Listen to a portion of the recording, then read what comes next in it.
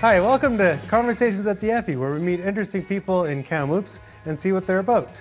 We're located here on the unceded territory of the Kamloops Secwepemc at the Effie Arts Collective, and today we're sitting with raconteur Chris Bose. Welcome to the show, Chris. Hello, hello. How are you? Good. What started you as a raconteur? A raconteur. I would blame my grandparents because they were traditional storytellers. And they told many a story about swine, wine, and song. No. Actually, I will blame my grandparents because they were traditional storytellers and they told Intlekepem and Shukwepen stories. And they used to take me around to festivals and stuff like that, and they told stories professionally. And I had to go because I had a crazy life as a kid and lived with my grandparents a lot. And so they would take me and I hated it. You know, I was like, I want to go play, you know, but I had to sit there. And over the years, it just percolated into my brain. And then, I don't know, I just started about 13 years ago, telling stories, like Shukwepen stories and Intlekepem stories, and then just stories, right? Because I guess I like to tell stories. Big old windbag. Yeah. Does being raised by your grandparents sort of set you up to look more towards the past and traditions? It seems like a lot of artists were raised by their grandparents. That's because we had crazy parents who were out partying. They had us way too young. They still had to go get the lead out of the pencil, or so to speak. I don't know, you know. Oh, excuse me. I think just being around them and hearing the stories. My grandpa always told scary stories, so I liked them. My granny always told the moralistic stories and the more serious ones. So consequently, I tell a lot of horror stories because they're fun. People like them, kids like them. And I don't know, I think as an artist or any creative person in general, always has one foot in the grave and one foot in the future. You know, the past is dead, but the past influences us. We think of the future and the possibilities, and that influences us. So we're always moving forward and backward, inching along the timeline of destiny. What 3 things does a good story need? Needs place, character, and then some kind of obstacle or challenge. That's a good story right there. 3 acts, usually. We also told stories in Shukwepen and Intlekepem, all indigenous character or places, all indigenous stories. I think we use them to place ourselves on the land. So, you know, here's a fishing story where the fishing is good. Here's a hunting story where the hunting is good. Here's a sacred space where you go to do your fast, your vision quest, you know, your holy time. So they place us on the land, and by placing us on the land, we're part of it and we're integrated into it. So we know all the plants that you do along the story. You know all the fish, you know all the hunting, and then the spiritual stuff. So I think that's what it is. Yeah. So the stories are maps, in essence. Yeah, they are. Jeanette Armstrong did her PhD thesis on that, actually. And Jeanette Armstrong teaches at UBC Okanagan. And she was kind of like, her and her daughter were mentors sort of to me over the decades in storytelling. They really helped me. How is your storytelling changing into this new digital world? I can make videos to it and make really cool, trippy videos, and like, I can add effects and I can slow down my voice and add effects and go crazy with it. And because I guess I'm probably undiagnosed ADHD, because I'm like, you know, oh, look, there's a blue car, you know, I like stimulation and I like to change things. All my videos that I do are like super high saturated colors and really lots of effects, and there's text and there's music, and it's like overwhelming films. All my films are like that. I make them crazy. And so I think digital storytelling has made that happen. And also has the added benefit of capturing these stories that were almost never captured on video now, right? And so we get to see the style of the storyteller, because I'm kind of crazy, and I like to jump around and scream and scare people and have fun, and get people to chant and say the words with me. There's some storytellers who are like way more reserved, and I love it. I just love it. It makes it really cool. And we got to capture these stories because storytellers are dying. Every time we lose an elder, every time we lose someone with traditional knowledge, that's like a lifetime of gathering, hunting and gathering that's gone. So I think digital storytelling is the way to go. And the way technology is now, it's so much smaller. When I first started out, cameras were friggin' huge and mics were massive, and it was intimidating for elders. So as technology got smaller, I had an easier time documenting them. And it makes life easier. How important are news stories? The importance of news stories is you're entertaining and you're teaching a new generation of youth and people, not just Indigenous, but non-Indigenous, everyone. Because these are, stories that everyone can relate to in a certain way. Maybe not so much with the land and the plants and that kind of stuff, but sort of the moral implications or the thing that has to be learned. So to tell new stories, you got to know the old ones. Like the old saying, you got to know the rules to break them. So that applies, I feel, to storytelling. You got to have a sense of your history and your place and your people and what's going on. Then you can create your own, have fun. Did you have somebody when you were a kid in your life that led you on this path? I would say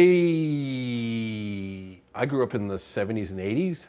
I'm old, I'm from the last century. Billy. So I had a great English teacher named Mrs. Kennan at NORCAM, represent. And then Mr.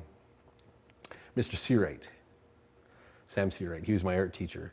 So Miss Kennan was my English teacher, and she encouraged me to write poetry because she found I would write poetry, right? And back in the 80s, the dark ages, it wasn't cool. It might be cool now, but back when I was a kid, you get beat up for stuff like that. So I would hide little journals and stuff, and I think she found one or something. And so she's like, "Have you heard of Leonard Cohen?" And I'm like, "No," because I was an ignorant kid. And she's like, "Here, check this out." And I was like, wow, cool. Just opened my mind. And so she encouraged me to keep writing. And I thank her any chance I get. And same with Sam Seawright, my art teacher. He was like ex-hippie, big beard, wore a suit all the time, kicking shoes and socks. Hey, look at my socks.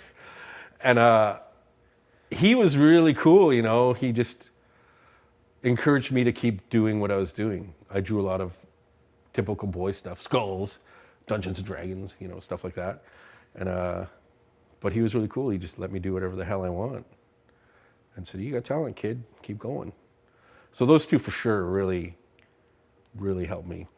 I think people need to know the importance of a mentor. Someone who will help them along, right? I've been fortunate enough to have really good mentors like Gary Goffertson, Richard Van Camp, Jeanette Armstrong, who else? I don't know. There's tons of people who have helped me along the journey and given me encouragement and to not give up. Because being, a raconteur and an artist and making a living is almost impossible, right? I got lucky and I'm thankful and grateful, but I wouldn't be here without all those people helping me. Each one teach one. That's what they taught me. So I do my best to help in the community to do that. That's why I do community art projects, because it's opening up art or music or rap or hip hop or poetry to a whole new generation, right? A lot of artists like my age who are professional, They see them as competition and they see them as a threat. And I see them as the next generation. And I see them needing a hand, a guide, someone to help them get up that damn ladder. Because I've had my 15 minutes and I stretched it into years. You got to know when to exit stage left. You got to know when to hold them, know when to throw them, know when to walk away, and know when to run. You would never count your money when you're sitting at the table. There'll be time enough for counting when the dealing's done. So, you gotta, that's what I'm all about, is helping the next generations, because I like seeing new art. I like seeing new ideas. I like seeing new concepts. I like the challenges, and there's no mentors, or not enough mentors. So if I can be a mentor and help them, that's great. Is that a cultural thing or a personal thing? I don't know, it's a bit of both. In Indigenous country, I grew up and we didn't really have role models back in the 80s, the 70s, because we were still heathens. We were just out of residential schools, just out of cycles of abuse, on the edge of colonialism still. We still are. There's a Western Canada thing. Like Indigenous people in Western Canada, when we see each other, we're like, hey, what's up? Because we've got this shared struggle, this shared trauma, and we validate each other with just like hey, how's your day? Good, how's yours? Shit, but I'm still here. So that's an Indigenous thing I've noticed in the Western Canada. But when you go to the prairies and back east, it's like dog eat dog, you're on your own. I've been rolled in Winnipeg by Indigenous kids, So it's a Western thing, it's an Indigenous thing, but it's also a non-Indigenous thing. I don't know what it is. It's just, and it's a personal thing. Like I said, I know the importance of mentors, and I know the importance of each one teach one, and everyone helps each other up. How old were you when you first hit the road? 16, I ran away from Kamloops in 1986. Spring 1986, I had enough of being in an abusive home, and my mom was young, so she was still partying, and I was raising my siblings. And I was like, the hell with this. The only way she's gonna stop is if I leave. So I packed up my little backpack and thumbed it out of here. I thumbed it down to the coast. And I lived on the streets of Vancouver for 6 months, and was just like a little hood rat. But I learned a lot on those streets, This is before the gentrification. So in Gastown, there was tons of warehouses, and there's tons of other hood rats, and we all just kind of were a gang together to live, to survive. But it was sort of Mad Max and post-apocalyptic too in those warehouses, because there would always be one overlord who stayed on the highest floor and had ran the show, dealers and prostitutes, and we were his minions, right? We'd be the minions who were holding and dealing and running around for them. So it was a weird time. And then I ran into a cousin who's a prostitute. We walked past each other, and I'm a grimy street kid, and I look at her, and she's all decked out, and I'm like, what the hell? And she's like, what the hell? And I'm like, I ran away from home. And she's like, yeah, I did too. But she's, she got me off the street. She's like, here's the key. Go to my place. Here's some money. She gave me $200. And she's like, get off the street. And so she was the one. She gave me a guitar and showed me 3 chords, E minor, A minor, and G, and showed me the strumming pattern, which I still do to this day. And that changed my life forever too, Sadly, she's passed on. She got the AIDS and died. But she got me off the street and took good care of me for about a year. And then I came back. I came back because I'm a sadist, sadomasochist, and I love the torture and punishment of Kamloops. Obviously, I'm still here. It does seem a lot of artists keep coming back to Kamloops. Is Kamloops an affordable place for artists to live? Once upon a time it was. I think the only affordable place in BC right now is Calgary. I think I don't know if you remember, there used to be a coffee shop called The Grind. Yes. And I think in the basement of the grind, there's a gravitron that sucked us all back to Kamloops. We're like, I failed, I must go back home. And so we're like failure zombies who come back and lick our wounds and crash on mom's couch and get a job and get a place. And like suckers for punishment, man, we keep getting up and doing it. But Kamloops, you know, has its strange charms. It's a city that, when I was younger, was both a challenge but also fun. Like, you could afford jam space for $100 and have your band, and you live there, and it was great. You know, I have a lot of great memories here. It used to be a really fun city. Like, I used to put parties on at the old courthouse and other venues around town, throw these big parties and charge $10 a pop and, like, you know, fill it full of people. You can't do that stuff anymore. You know, it's a different world. I feel like a dinosaur. How has Kamloops changed for the better? What's improved? For the better, I would say it's becoming, you know, there's more opportunities, I feel, for artists if you know how to hustle. It is affordable in a way, right? I'm old now, and I don't have roommates and stuff like that. But if you're young, Kamloops is affordable. You know, you got roommates, you can get a place, and you can tolerate each other as long as you don't steal each other's food, you know, or cheese. So there's space, there's some opportunity. You just have to hunt it down like anywhere. Kamloops has become more tolerant of things compared to when I was young. You know, like I said, I was jumped and rocked hard. You know, I got this scar down my face from being thrown through a window. I got a dent in my skull from a cowboy boot heel. It's not like that anymore, you know. I see a lot of kids who are, you know, LGBTQT++, and they're happy campers as much as you can be. They're more accepted.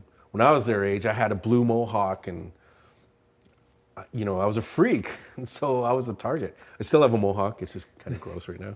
And so you don't see that or hear that anymore. You know, I go to a lot of schools and work with kids, and people are more able to be themselves now than ever than when I was growing up here. I think that's, you know, that's one of the positive qualities of this place. It's home. For better or worse, it's home, right? I moved here in 81, and I was here till 86, and then off and on over the past few decades, you know. I don't know, there's something about it that just keeps sucking me back. I like it, and I don't like it. It's beautiful, and it's hideous. It's, you know, weather-wise, it could be beautiful, absolutely wonderful, or it could be smoky, Hades hell. And Kamloops is a weird town. It's got a very black or white kind of situation here. What do you hope for your kids? What do you want changed? We've gotten a little bit better since you've been a youth. Where do you think the next step is to make it even better for your kids? I think for youth, there needs to be more programming. I think we need forward-looking politicians and activists and organizers to listen to the kids, what they want, and then create those programs around their wishes. All too often, we've got top-down management for what kids want. You know, these people up the top, the bureaucratic administrators, oh, this is what they want. And so it just has to trickle down finally to the kids, and the kids are like, that was 5 years ago. So I think it's important to have an active community, have people who are really participating and listening. Because a lot of, I work with kids, and I have to make opportunities happen. I listen to them, what do you want? What do you want to learn? And I'll write grants, and I'll find money, and we'll make it happen, or I'll help find people who can help me do that. You know, there's a wonderful group of people helping me right now finding grants and finding project money, and you know, I can't thank them enough. And without them, a lot of stuff wouldn't be happening right now. Like the film boot camp I'm doing next week, You know, we're doing 6 nights at the Kamloops Art Gallery, 6 to 8, and I wouldn't be doing it without the help of many friends who are good at writing grants and helping me be able to make things happen. So we need things like that. We need facilities. We need the right people to be in charge of those facilities. You know, we could have a recording studio. We could have a stage. We could have dance room. We could have digital photography room. We could have a lot of things, but we don't. And that's what we need. We need to create opportunities for the youth in the creative arts, right? Because we have a really bad brain drain in Kamloops. I've mentored kids to get to a certain stage, and then they're like, this is as far as I'm gonna get. No, there's more opportunities. And they're like, yeah, tell me. And I'm like, ah. And they're like, hey, can you write a letter for me for Emily Carr or OCAD? And so I'm like hesitantly, I don't want you to leave. You're finally good enough to help me and teach the next generation. And they leave because there's like this plateau in this town. And we need to create more opportunities. Yeah, it seems to be you get so high here, then you have to go get success in the big city and then come back to retire. Yeah. I never found success in the big city. I always just found myself in trouble. Maybe that's why I like Kamloops. If I was in the big city, I'd be dead. You know, in Kamloops, I've got a good community of friends that keep me alive. Sometimes I wish they didn't. No, I'm just kidding. No, it's I've got a good community here. I've got a lot of support. Kamloops is wonderful that when you get to a place, people acknowledge it and like love to give you support and are proud of you. And that's cool. That's what I can dig about Kamloops, you know. But yeah, we need to make opportunities and we need to listen to the kids. They're the next generation. They're going to be looking after us. So we better treat them right. Do you have to make concessions to make your art? You're saying, you know, it comes from a top level that they, you know, they've got ideas of what they want. Do you find yourself fitting what they want? No, look at me. I'm a freak. I don't know. I mean, I just do what I want and just help them see my vision. I don't know, you know. Because I've always kept my boots in the trenches.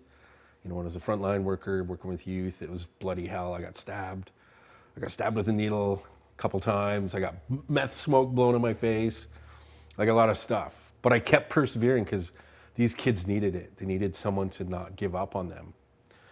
And so I can, you know, withstand a hell of a lot of pressure.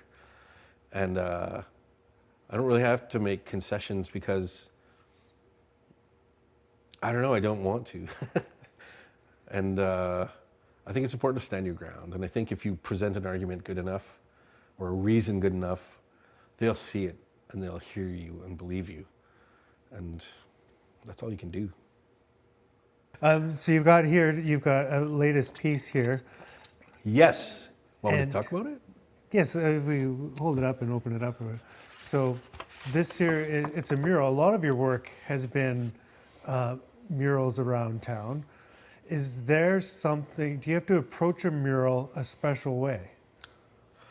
Well, when I started doing murals, like a lot of things in life, I taught myself, or I found a mentor to help me, and or I used YouTube or Google.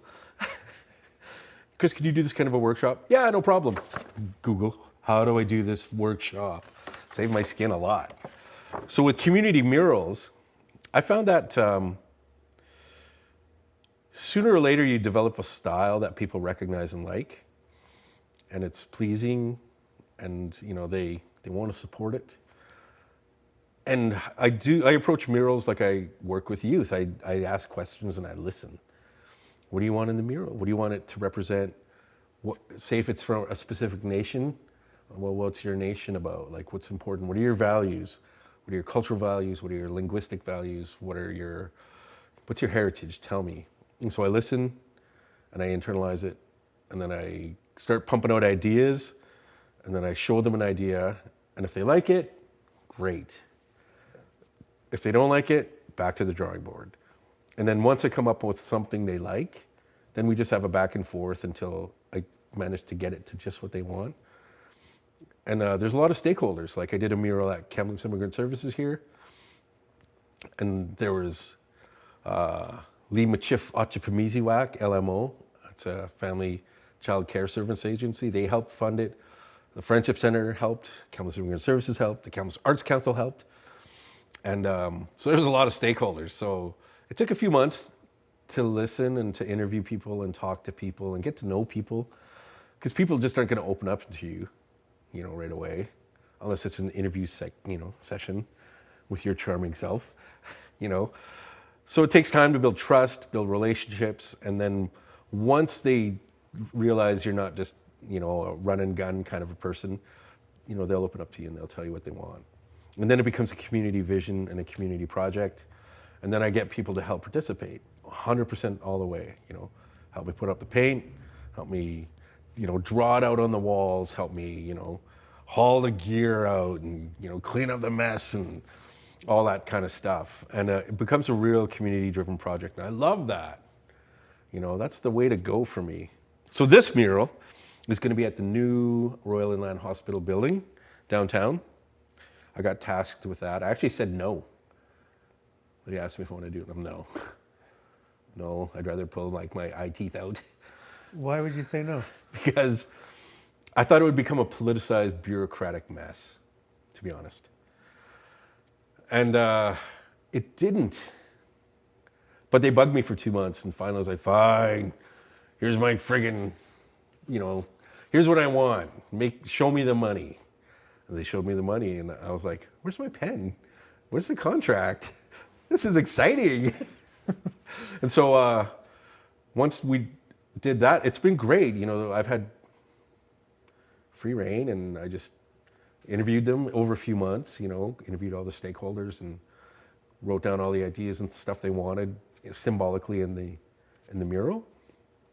And then came up with some ideas and pitched it to them. And today I got verbal approval from everyone, because today was a big day. The hospital got handed the keys by the government, and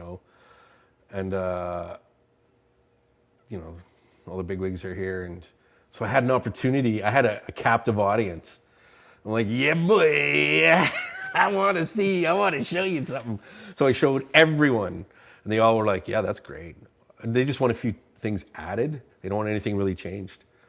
So I was like, yeah, boy, that's a great success. So we've got a real exclusive here, the first look. First ones. The first look of the mural. Yeah, and so it's got the medicine wheel, which is like a real intense, important icon in Indigenous country, Métis country.